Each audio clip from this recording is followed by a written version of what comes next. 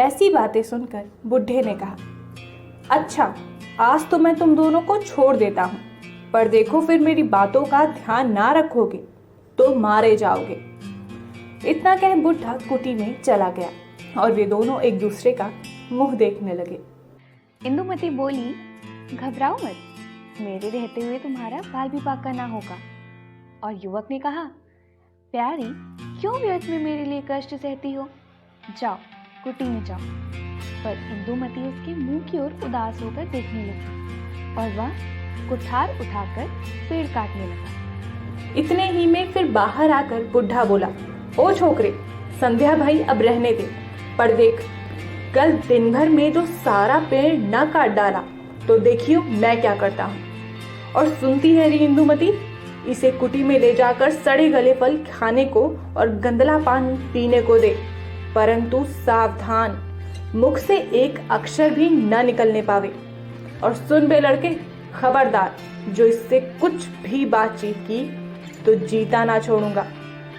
यह कहकर बुढ़ा पहाड़ी पगडंडी से गंगा तट की ओर उतरने लगा और उसके जाने पर इंदुमती मुस्कुराकर युवक का हाथ थामे हुए कुटी के भीतर गई और वहां जाकर उसने पिता की आज्ञा को मेट कर सड़े गले फल और गदले पानी के बदल अच्छे अच्छे मीठे फल और सुंदर साफ पानी युवक को दिया।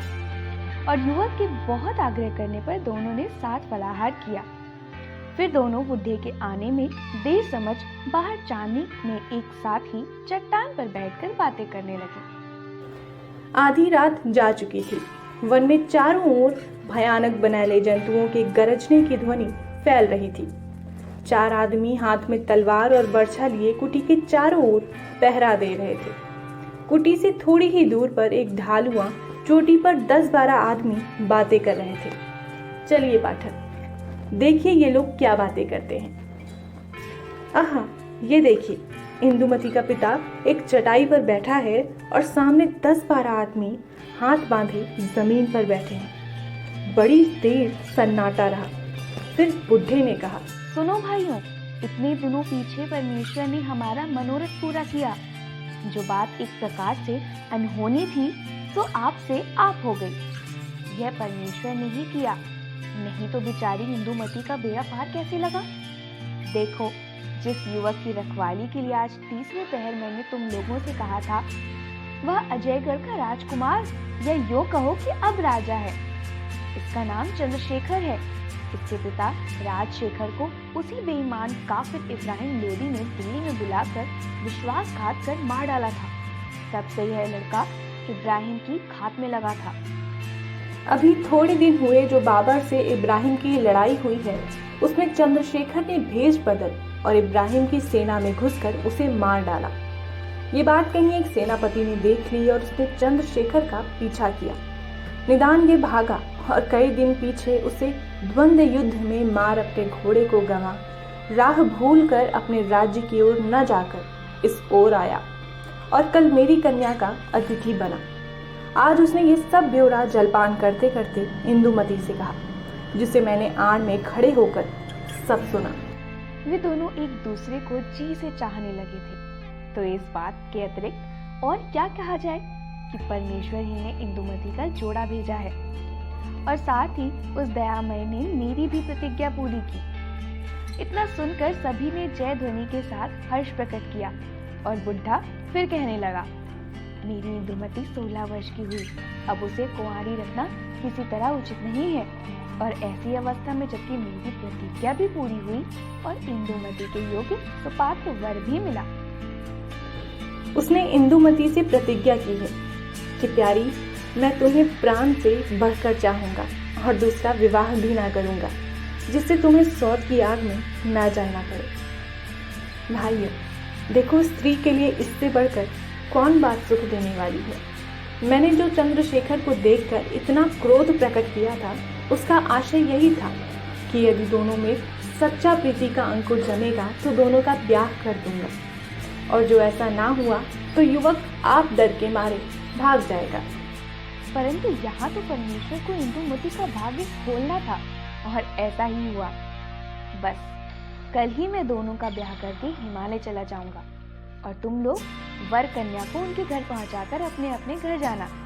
12 वर्ष तक जो तुम लोगों ने तन मन धन से मेरी सेवकाई की, इसका ऋण सदा मेरे सिर पर रहेगा और जगदीश्वर इसके बदले में तुम लोगों के साथ भलाई करेगा।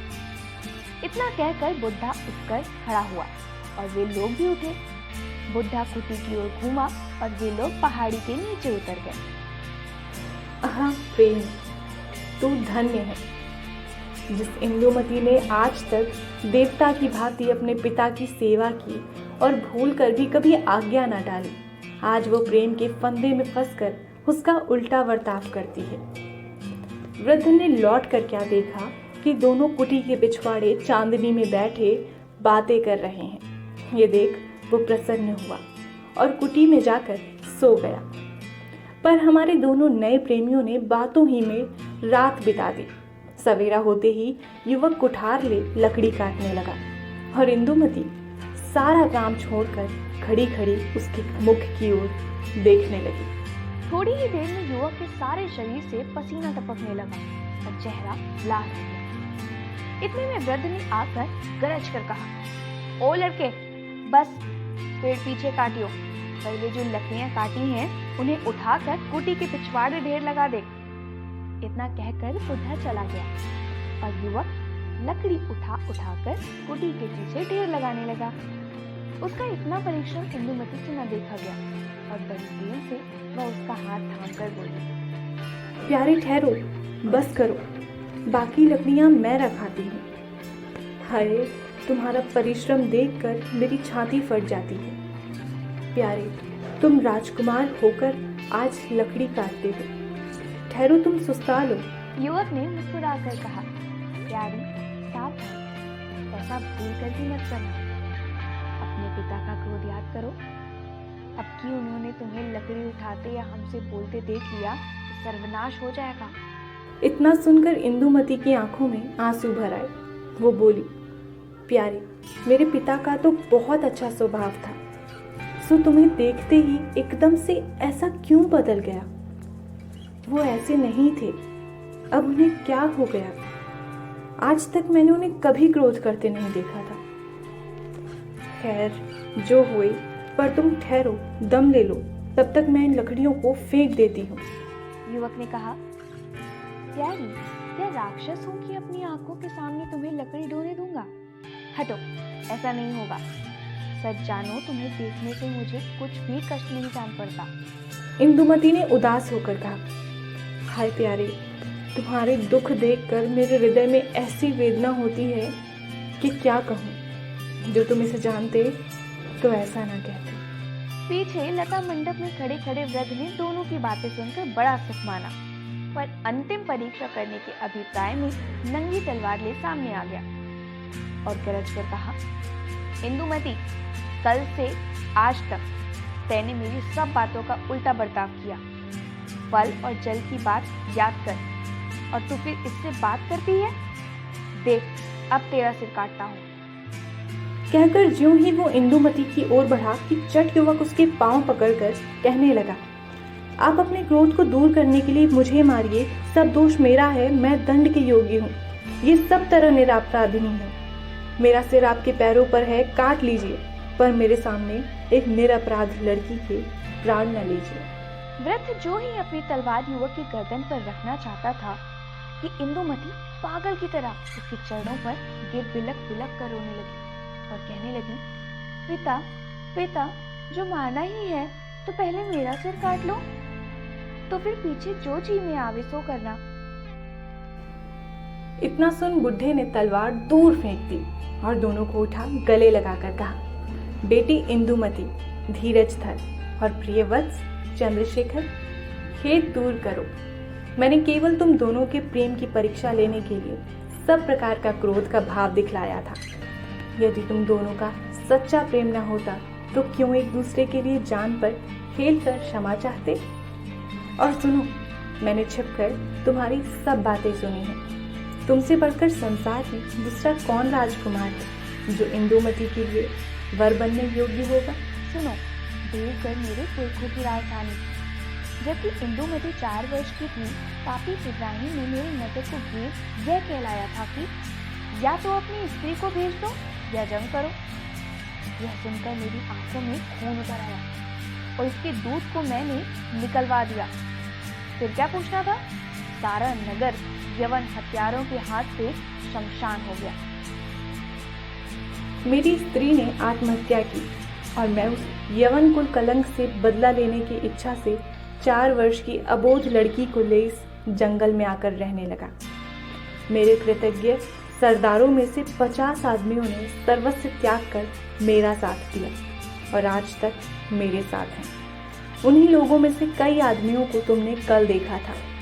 बेटा चंद्रशेखर, 12 वर्ष हो गए, पर ऐसी सावधानी से मैंने इस लड़की का लालन पालन किया और इसे पढ़ाया लिखाया कि जिसका सुख तुम्हें आप आगे चलकर इसकी सुशीलता से जान पड़ेगा। और देखो, मैंने इसे ऐसे पहरे में रखा कि कल के सिवा और कभी इसने मुझे छोड़कर किसी दूसरे मनुष्य की सूरत तक न देखी।